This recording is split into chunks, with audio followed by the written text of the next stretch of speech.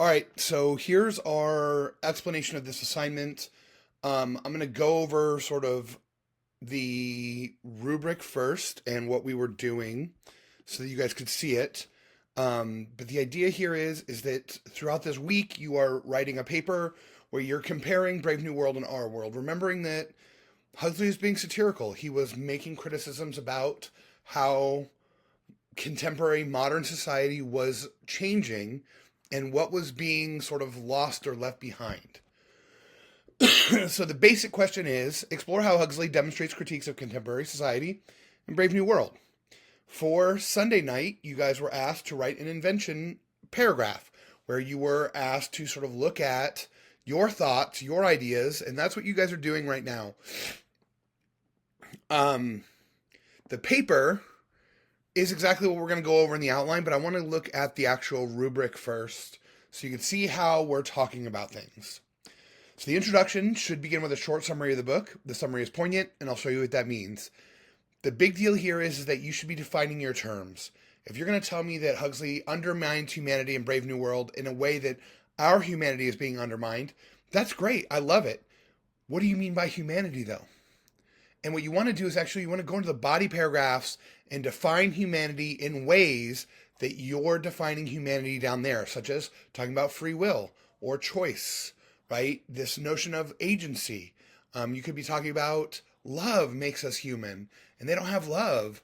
And so however you define humanity in your intro, you want to leverage that definition in your body paragraphs. The thesis should stand alone. It should be one sentence. It should not be a list. Notice here in the models, I did not make a list. For body paragraphs, the topic sentence initiates a comparison. Brave New World does this just like Our World does it, or sort of like Our World does it, or it's different in Brave New World, but Our World does something similar, right? You want to make a comparison between the two worlds as your topic sentence. You're going to develop that body paragraph by showing us what's happening in Brave New World and then drawing that comparison to Our World using evidence from both the book and from outside sources in Our World. You are tasked with finding at least one source. I get asked a lot here, just so I can make sure I said it to you.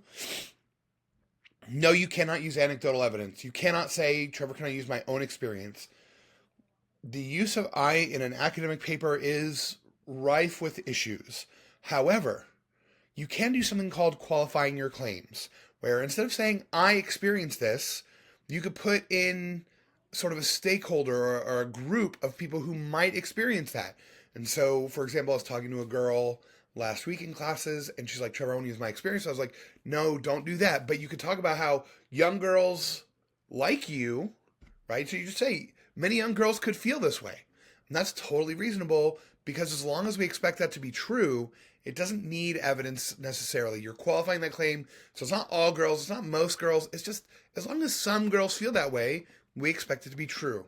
So do not have any personal pronouns in your paper. The logic should be move. So here we're looking at, you have a deductively reasoned thesis. You're starting with the biggest thing, which is the book, and then you're bringing in an idea about the book, and then you make the comparison, which is the smallest part of that endeavor. And then you break that thesis up, like humanity could be love and relationships and family and, agency. And so you're breaking humanity up into those pieces, and you're looking at the pieces. So we're even getting smaller in the body paragraphs. And that ends on a conclusion. A conclusion should be logically derived from the arguments you're making, right? I kind of did a lot of this work for you in reading reflection, where we were talking about, hey, here's like how I started reading, and here's my reading schedule, and here's all these things, and then here's my issues with reading. The logical sort of place to end that is, here's where I plan to go from here. And so you're doing the same thing here where you're like, here is a criticism of modern society. The question at the end of that paper is, if we're to believe you, if we see that criticism as you say it exists, where do we go from here? And that's really what you're doing in that conclusion. For APA formatting, all the stuff is here. It should be in APA format. For grammar, it should be grammar and error-free. You guys are in college. You have Grammarly. You have Microsoft. You have all the tools. Make it correct. So let's go back to our PowerPoint and look at it. we already talked about the assignment, right? And this is how it should be. Next, here's some topics, right? These are topics that people have come up with. We talk about how they've undermined research because research is about serving some goal and not about understanding. We could also say something about education, right? When you guys go to classes, you're about ticking off boxes in a worksheet so you can get a degree to get a job. It's not about growth. It's not about you guys getting better at life or living or understanding. We talk about cloning. We can talk about how, like all reproductive issues now are medical problems and not human problems. They're not, we don't deal with it on the sense of, these are problems with how people are. We're just like, oh, this is a thing to overcome. How they've deified science, right? Ford is their god. Efficiency is their chief concern, right? Happiness for everyone is all that matters. But aren't there better things? We can talk about the things on the society side, like women, families, relationships. What is meaning or purpose? How they've undermined the very meaning of death, right? Or what religion is supposed to do and be. That's chapter 17 right there.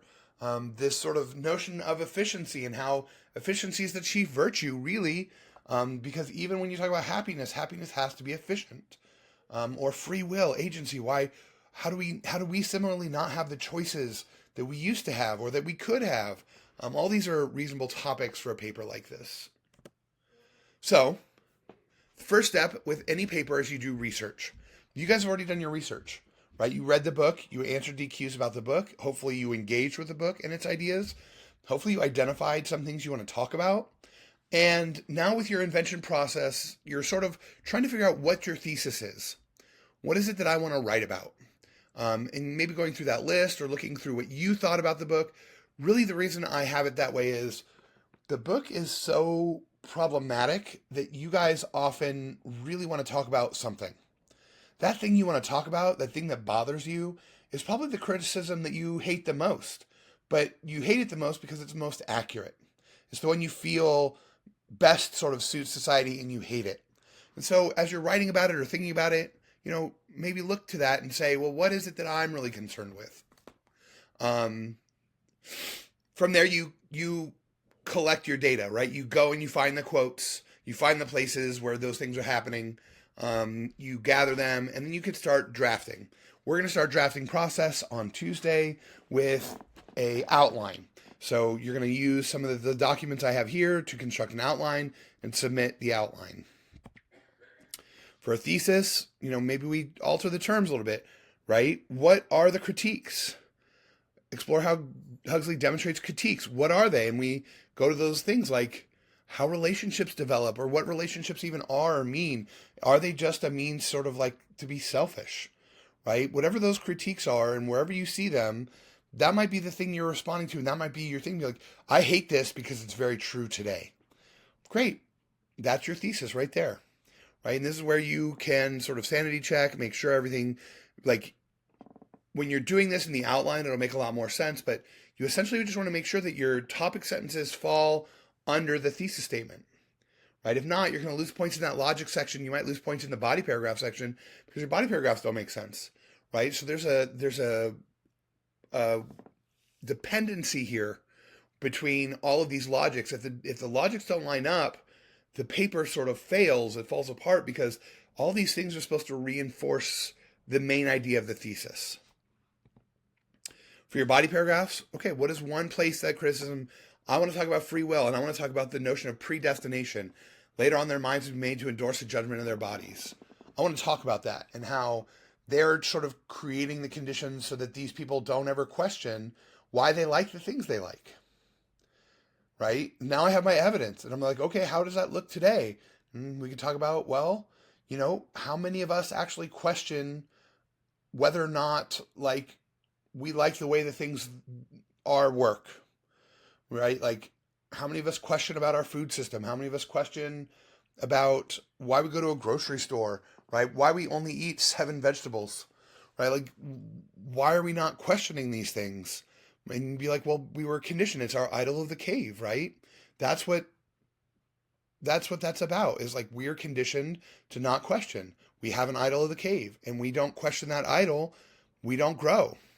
And then so you can start to build that example. And then we want to go, where's that other critique? And that's where you're going to pull in that evidence from outside, right? If you're talking about the food system, if you're talking about free will, right? Like how, you follow in your parents' footsteps and you take the jobs they tell you to take, right? Or you take the jobs that they have because that's sort of how you've been taught. You like the same sports teams they like. You like the same drinks, right? It's just the way, like, your mind is justifying sort of the things that have always been, never questioning why they've always been. And then you bring it all together. The reason you body paragraphs first is the body paragraphs, like I said, will help you write your intro. For example, if you're talking about humanity, your body paragraphs will tell you how to define humanity. And it'll tell you how to talk about your scope, because humanity needs to be developed in a way that, again, your intro is reinforcing your body paragraphs. For your conclusion, that's the last thing you write. And the reason it's the last thing you write is, where do you want us to go from here? So if you're talking about how all relationships are worse, right? Family, friendships, and romantic relationships are all worse, or how just romantic relationships are worse in 3 different ways. What do you want to say about that? What's the path forward for us? That's the big deal. That's your conclusion. That's the so what of this paper. So here's the rubric, or here's the model, and we're going to apply the rubric to it. So here's the sort of a paper in APA format for an intro. Brave New World is a dystopic novel written by Huxley. 2016 here is the year of the book, right? I actually think this is the year of the website's copyright. Every time we say his name, we use just his last name, except the first time. So it's Aldous Huxley here. So Brave New World is a dystopic novel written by Aldous Huxley that centers on a futuristic London. In the novel, people are conditioned out of their emotions to preserve the stability of society. Hopefully you're noticing I'm already moving away from that summary. Now I'm talking about emotions and stability. As such, there are no relationships. Emotions led me to relationships. In the novel, even without these relationships, the state controls how people feel about death. Now, I'm choosing death because I don't think many people are going to choose death. So I'm trying to, make it hard to copy me. Even without these relationships, the state controls how people feel about death. Death conditioning is the process by which the state in Brave New World ensures that people don't have an emotional response to death. Many cultures today use methods to lessen the impact of death. Now, noticing as I'm reading this out loud, I've said death too much. I want to go back and revise this. That's going to be a revision strategy for me later. By reading it out loud, I recognize I've said death too much. In Brave New World, as in our culture today, people are conditioned not to work through their emotions regarding death, but rather conditioned to not have any emotional response. That's my thesis. I'm going to have to first prove that we're conditioned not to work through emotions, and then I'm going to have to prove that we are conditioned to have no response at all. Right? I can set up my body paragraphs to show that process that would move me into a process genre paper rather than a compare-contrast genre. Right? Like if you've learned genre studies in your high school or in college before, that's what we're talking about here is like you employ a genre here that helps. I'm talking about a process. My paper would be a process. That's all. Here I've pulled out the definition. You could pause it here and start to feel how it changes, how it doesn't feel complete because it's missing that definition. Here I've provided too much summary, so it drags on for too long, and that ... is because I would just keep going. So again, you can start to feel how I'm losing the plot. I'm losing steam because I didn't get off the summary train. This isn't a middle school book report. I don't need you to summarize the book. I need you to analyze the book, right? If I wanted a summary of the book, I'd ask for a summary of the book. Here you're analyzing the book and showing me how it's similar. You're showing me something. So here's a body paragraph. In Brave New World, in our world, people are conditioned to think very little of those dying, diminishing their impact in the world and those around them.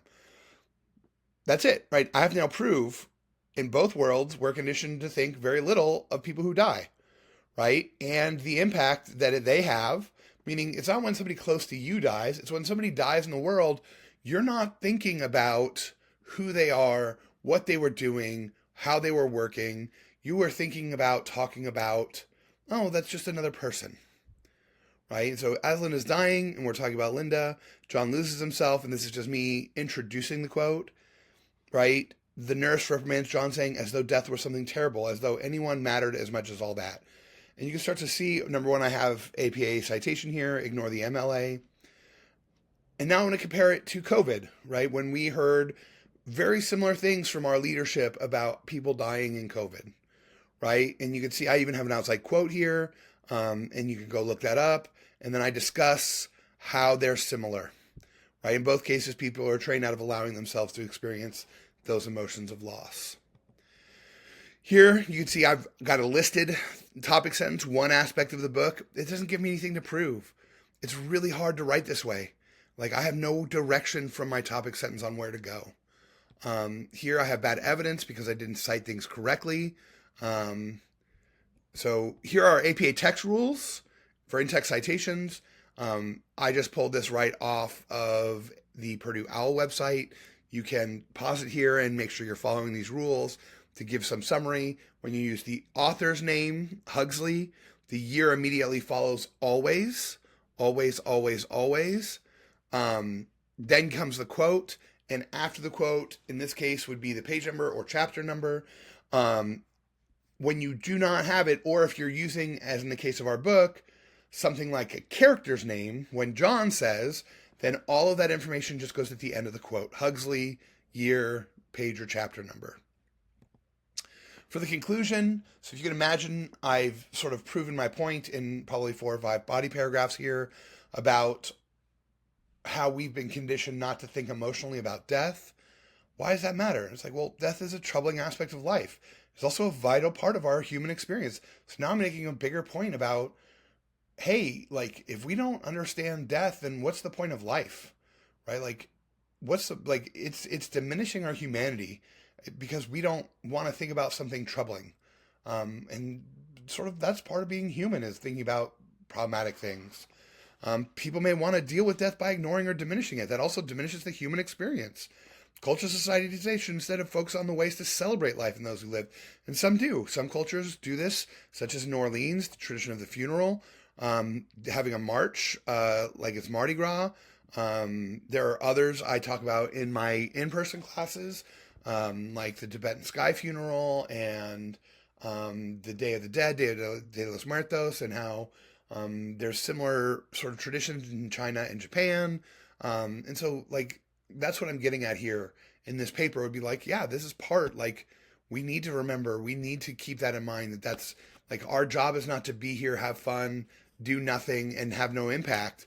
Like, by remembering those who had impact on our lives, we remember that we should have an impact on others' lives, and that impact should be positive. That's part of sort of being human. Remember, it's an APA with in-text citations. You need at least 3 body paragraphs with an intro and a conclusion. It should follow college academic prose. You're very much being graded on that. Evidence should come from at least one outside source. Here's our citation guide for the book. It should look like this if you're using the book that I gave you online. If you're using an online news article, it should look like this guy over here. So if you have any other questions, comments, or concerns, let me know. Otherwise, I hope you guys enjoyed reading this book. It's one of my favorites. I'm sorry I moved through this very fast, but you guys watch it on 2 times speed anyway. And if you need anything, reach out. I have office hours. I have stuff ready for you to talk about this and give you support. Otherwise, I hope you guys enjoy writing about it as much as you enjoyed reading about it. I hope you enjoyed reading about it. And we'll be moving on to our narrative assignment next.